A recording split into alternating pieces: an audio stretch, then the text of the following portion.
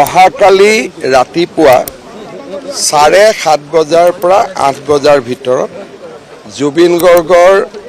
জুবিন গাৰ্গৰ নশ্বৰ দেশ পাৰ্থিৱ দেশ সৰু সজাইৰ পৰা আমি আমাৰ এই কমাৰকুছি যিটো আমাৰ যোৰাবাটৰ সমীপত এই জায়গাটোলৈকে আমি লৈ আহিম।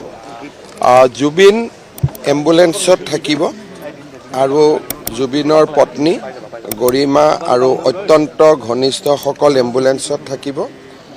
এম্বুলেন্সৰ লগতে সৰু এখন বাছ ধৰণৰ থাকিব, য'ত জুবিনৰ ভনীয়েকে হওক বা একেবাৰে যিটো পৰিয়ালৰ আটাইতকৈ নিকট আত্মীয় তেওঁলোক সেই গাড়ীখনত থাকিব।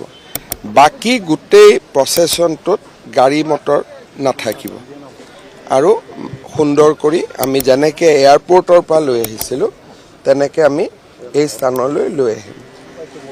এই স্থানত লৈ অহাৰ পিছত অসম পুলিচৰ পোল বিয়াৰাৰে নেশ্যনেল হাইৱেৰ পৰা তেখেতক ভিতৰলৈকে য'ত সংস্কাৰ হ'ব তালৈকে লৈ অহা হ'ব।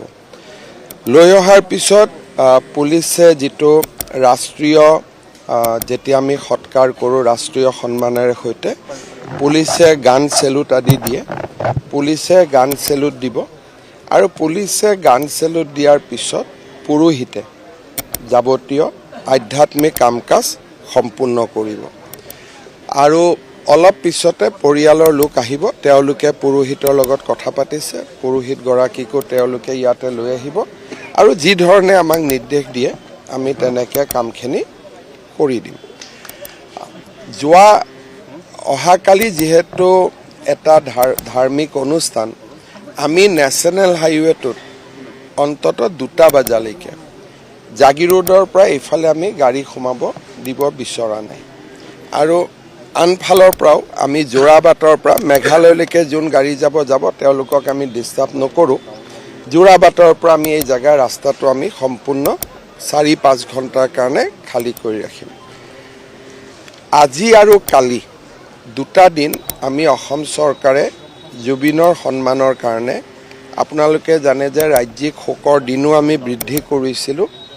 তাৰ লগত সংগতি ৰাখি আজি আৰু কালি 2টা দিন ড্ৰাই ডে থাকিব। মেঘালয় চৰকাৰেও সিদ্ধান্ত লৈছে যে যোৰাবাটৰ গোটেই ৰাস্তাটোত য'ত যিফালেদি জুবিন আহিব সেই ৰাস্তাটোত থকা সকলো মদৰ দোকান আজি আৰু কাইলৈ বন্ধ থাকিব। অৰ্থাৎ যোৰাবাটতো ড্ৰাই ডে পালন কৰা হ'ব। অহাকালি অসমৰ সকলো স্থানতে বিদ্যালয়, মহাবিদ্যালয়, বিশ্ববিদ্যালয় বন্ধ থাকিব। চৰকাৰী কাৰ্যালয় আন স্থানবিলাকত খোলা থাকিব, কিন্তু বিদ্যালয়, মহাবিদ্যালয়, ইউনিভাৰ্চিটি খোলা থাকিব। কামৰূপ মহানগৰ জিলাত চৰকাৰী কাৰ্যালয়ো বন্ধ থাকিব, যিহেতু কালি ট্ৰেফিকৰ সমস্যা থাকিব, আন ধৰণে সমস্যা থাকিব।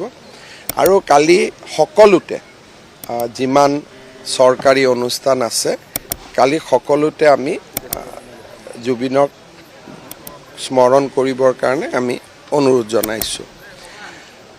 জুবিনৰ পৰিয়াল অলপ আগতে মোৰ বাসভৱনলৈ আহিছিল। তেওঁলোকে এটা সিদ্ধান্ত লৈছে আৰু ৰাজ্য চৰকাৰক সহযোগিতাৰ বাবে কৈছে যে জুবিনৰ যিটো 13 দিনীয়া আমি মাংগলিক অনুষ্ঠান হয় সেই মাংগলিক অনুষ্ঠানটো আমি যোৰহাটত পালন কৰিম আৰু গৰিমা গাৰ্গকে ধৰি জুবিনৰ পৰিয়ালো সেই অনুষ্ঠানটোত উপস্থিত থাকিব আৰু সেইদিনাখনেই যোৰহাটৰ ৰাইজক আমি আনুষ্ঠানিকভাৱে জুবিনৰ চিতাভস্ম অৰ্পণ কৰিম, যাতে তাতো সমাধি হ'ব পাৰে। অৰ্থাৎ 13 দিনৰ দিনটোত যোৰহাটত এটা শ্ৰাদ্ধ, ঠিক মাংগলিক অনুষ্ঠান বুলি ক'ম আমি, কাৰণ তেওঁলোকৰ পৰিয়ালে কি মাংগলিক অনুষ্ঠান কৰে সেইটো তেখেতসকলৰ লগত আলোচনা কৰিব লাগিব।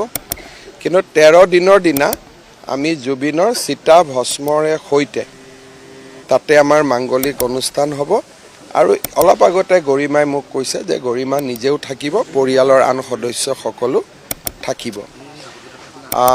অনুষ্ঠান হৈ যোৱাৰ পিছত, কালিৰ আধ্যাত্মিক অনুষ্ঠান হৈ যোৱাৰ পিছত যিখিনি জাগাত আমি জুবিনৰ অন্তিম সংস্কাৰ কৰিম, সৰু জাগা এটা আমি বাউণ্ডৰী ৱাল কৰি দিম, যাতে কোনো পশু পক্ষী আহিব নোৱাৰে।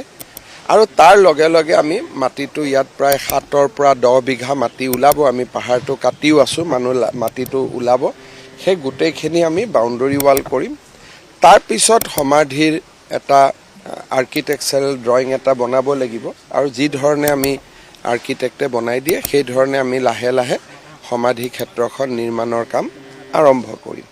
সমান্তৰালভাৱে যোৰহাটতো আমি সমাধি ক্ষেত্ৰখন বনোৱাৰ কাম আৰম্ভ কৰিম।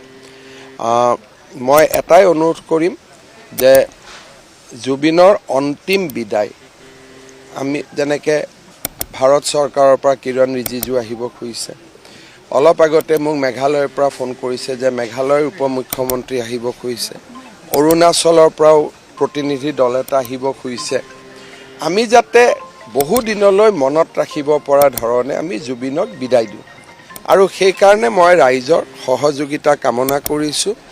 আৰু যিসকলে দুই এটা জেগাত মই দেখিছোঁ যে একাংশ লোকে যিকোনো প্ৰকাৰে গণ্ডগোল কৰিব খোজে, আমি ভিডিঅ' ৰেকৰ্ডিং কৰিম কালি গোটেই অনুষ্ঠানটো, কাৰণ জুবিনক আমি সন্মানেৰে সৈতে বিদায় দিব খুজিছোঁ। ইয়াত আমি বিশৃংখল সৃষ্টি কৰিব খোজা নাই। গতিকে কালি আমি গোটেই অনুষ্ঠানটো সৰু সজাইৰ পৰা অন্তিম বিদায়লৈকে গোটেইটো আমি ভিডিঅ'গ্ৰাফ কৰিম। আৰু কোনোবাই যদি পিছত আমি দেখোঁ যে ইচ্ছাকৃতভাৱে, আৱেগত কৰা বেলেগ কথা, কিছুমানে ইচ্ছাকৃতভাৱেও খেলি কৰিব খোজে, চৰকাৰে তেওঁলোকৰ ওপৰত ব্যৱস্থা ল'ব। ইতিমধ্যে যোৱাকালি সৰু সজাই আৰু আগদিনাখন বিমানবন্দৰত খেলি মেলি কৰা কেইবাজনো ব্যক্তিৰ ভিডিঅ' ৰেকৰ্ডিং আমি লৈছোঁ, আৰু তেওঁলোকৰ ওপৰত অনুষ্ঠানটো হৈ যোৱাৰ লগে লগে আমি তেওঁলোকক সুধিম যে আপোনালোকে ইমান ধুনীয়া অনুষ্ঠান এটা কিয় বেয়া কৰিব খুজিছিলে। গতিকে চৰকাৰে সকলো ফালৰ পৰা আমি জুবিনক সন্মান দিম, আৰু জুবিনৰ অনুষ্ঠানটো যাতে আমি কোনেও ক'তো খেলি মেলি নকৰোঁ তাৰ বাবে চৰকাৰে দৃষ্টিও ৰাখিব। চাওক, আজি এটাই কালি হৈ যাওক, জুবিনৰ অনুৰাগীসকলৰ পৰাও নাম আহিব, পৰামৰ্শ আহিব। মই আগতে কৈছোঁ যে চৰকাৰে অলপ আগতীয়াকৈ কামবোৰ কৰিলে মানুহে ভাল নাপাব। ৰাইজৰ পৰা পৰামৰ্শ আহক, ৰাইজে কথাখিনি ক'লে আমি চৰকাৰে গ্ৰহণ কৰিব পাৰিম। আমাৰ বেছিক অনুষ্ঠানটো হৈছে যে আমাৰ টেলিভিশ্যন। মই ভাবোঁ যে জুবিনৰ শেষকৃত্য চোৱাৰ আটাইতকৈ ভাল মিডিয়ামটো হৈছে টেলিভিশ্যন। আমাৰ গাঁৱৰ যুৱক সংঘ, গাঁৱৰ নামঘৰ বা বিভিন্ন অনুষ্ঠান আছে, গাঁৱত তেওঁলোকে কালি ৰাজহুৱা কৰি টিভিটো ৰাজহুৱা স্থানত দি তেওঁলোকে সকলোৱে একেলগে জুবিনক শেষ শ্ৰদ্ধা জনাব পাৰে। তাৰ উপৰিও আমাৰ চৰকাৰৰ যিমান LED স্ক্ৰীণ আছে তাতে আমি টেলিকাষ্ট কৰিম।